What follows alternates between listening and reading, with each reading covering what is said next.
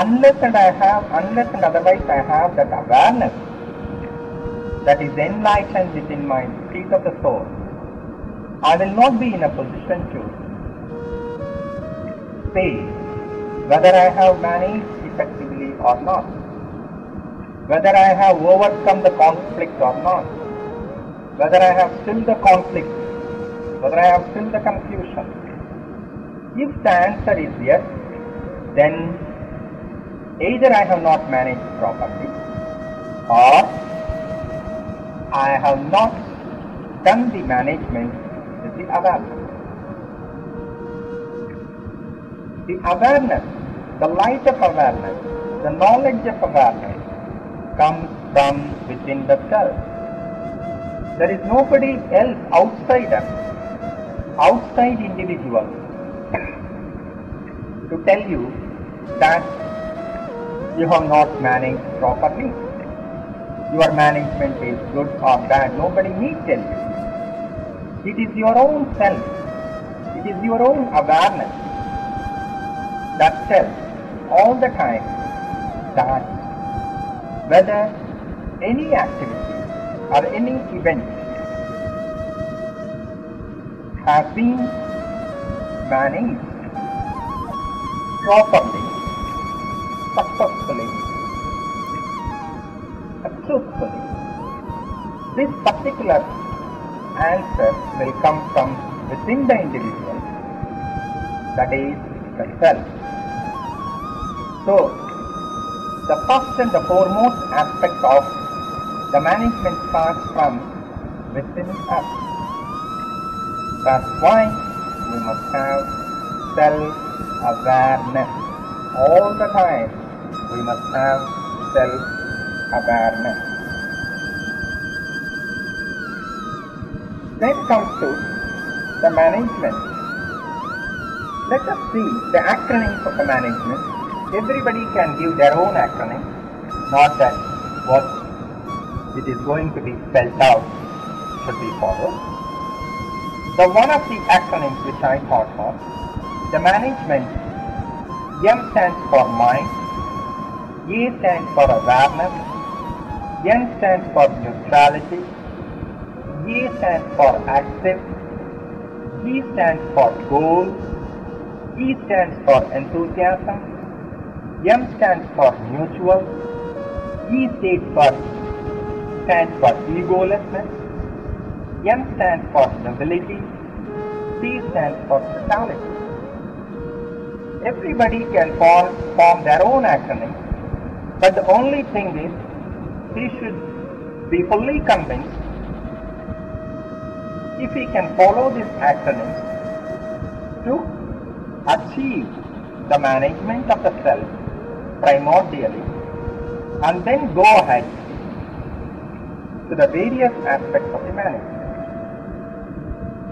Managing self is the first and the foremost aspect of any management principle or any management school. If they want to teach, first they have to teach that one has to manage himself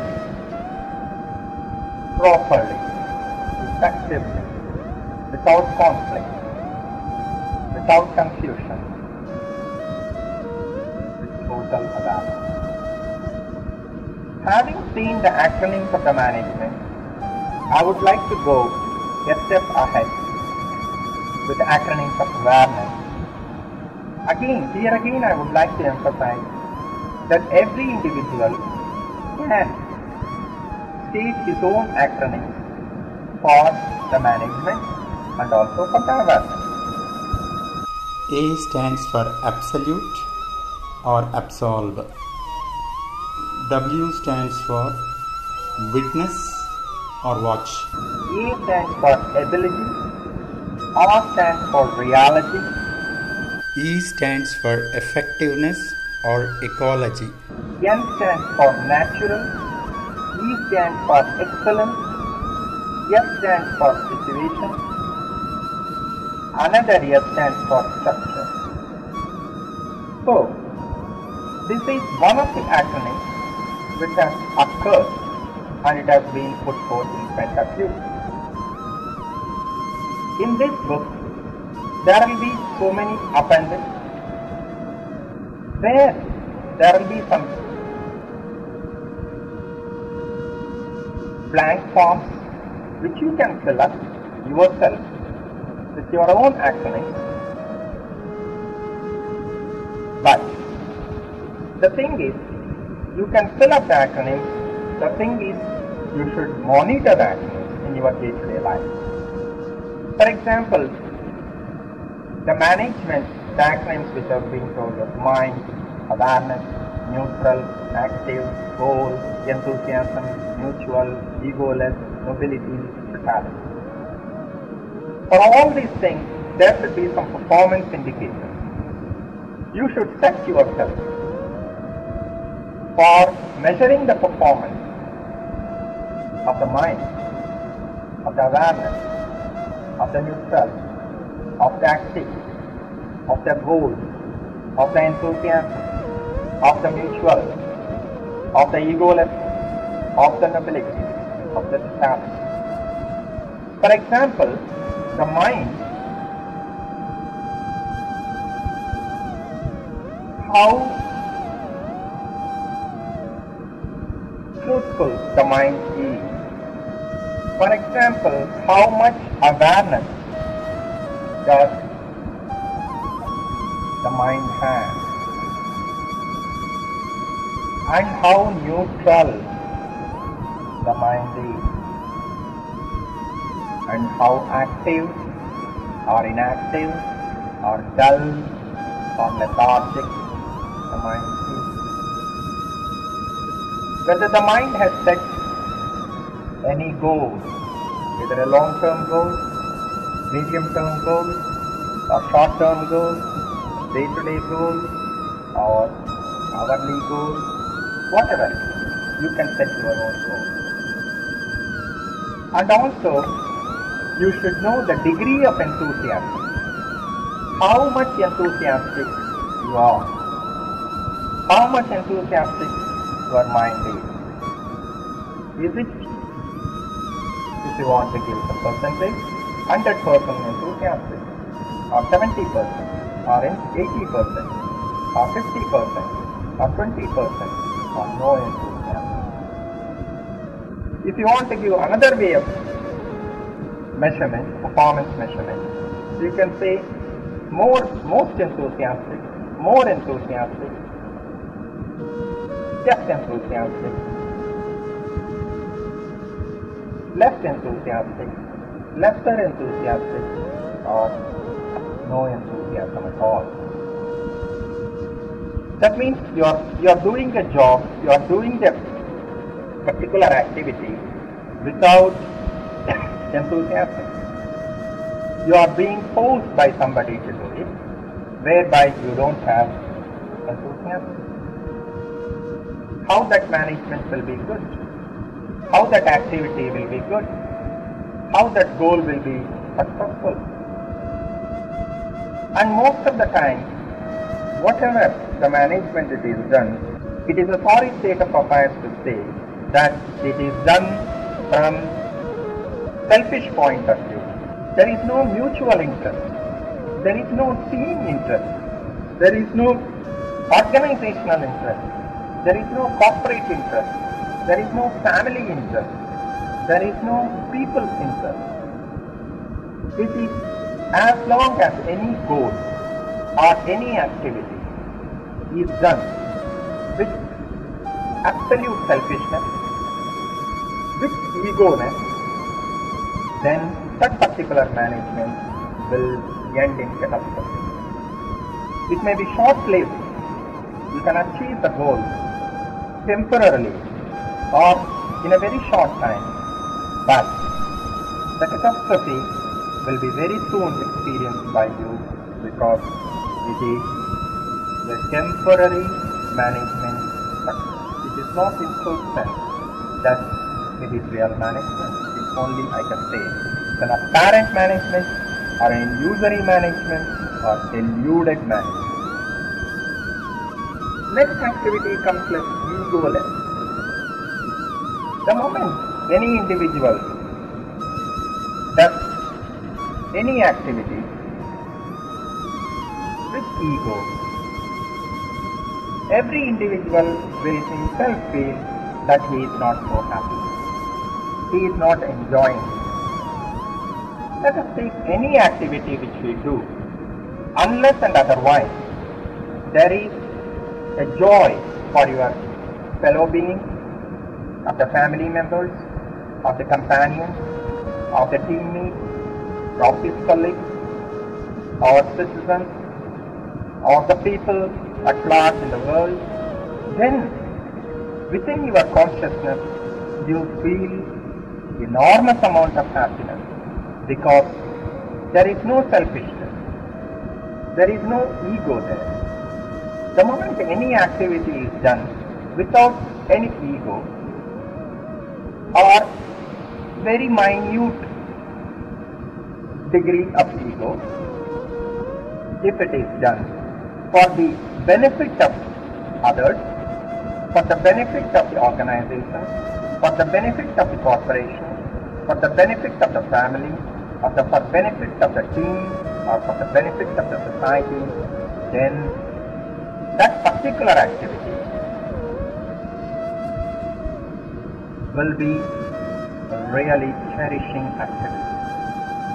You feel blissful in that particular activity. The moment you do any activity for your own selfishness, with greed, with jealousy, with anger, with all the negative tendencies, any activity is done by an individual, then that particular activity, which we may think that we have done it effectively, but it is our delusion that we think like that. But in reality, we have not really done the effective management with awareness. As long as we have the ego, the awareness will not be there. The moment you surrender the ego to the God, then the real awareness will come from the seat of our soul, and the God will kindle or enlighten the awareness. Thereby the activity will be managed, the activity will be implemented, the activity will be performed with awareness. The moment that particular awareness is there in the seat of the soul of every individual, then naturally the nobility of the person will come to us. Nobleness of every individual, let it be a mother, let it be a father, let it be a son, let it be a daughter, let it be a friend, let it be an employee, let it be an employer, let it be an organization, let it be a corporate body, let it be board of directors, let it be the chairman, let it be anybody, let it be a union leader, let it be anybody for that matter of fact. The fundamental primordial aspect is the nobility. The nobleness in its thinking should be there. The nobleness in its thinking will come from the seat of the soul when there is only awareness. Awareness and the moment we try to develop the aspects of the management like mind, awareness, neutrality, active, cool, enthusiasm, mutuality, egolessness, nobility, when all these things are coming with awareness, then it follows automatically the totality will come into picture. The totality in the sense, it is not through one click or one hole of the particular element of the management. The management in totality will come when all aspects, all elements are taken care of by the mind with the awareness. The mind with awareness will have automatically the neutrality, the activeness, the goal, the enthusiasm, the mutual well-being, the egolessness, and the stability. The moment all these comes into picture, naturally the management will be a totality management or management in totality. Any management which is done in totality with the awareness, which we are going to see in our next discussion, that particular management will be management excellence. Any individual has done the management with self-excellence will ultimately reach the state of management excellence. So self-excellence is the foundation. Self-excellence is the first step. The moment we do with the self-excellence, then every individual will try to have that self-excellence. Here self means not ego. The self is the seat of the force, which is minus ego, which is the total awareness. That particular self-excellence, if every individual is having that self-excellence concept or the training or the management training, that particular individual will be really contributing not only to his own peace, not only to his own happiness, but also to the happiness of the family, to the happiness of the friends, to the happiness of the society, to the happiness of the organization, to the happiness of the corporation, to the happiness of the entire universe, of the humanity as a whole.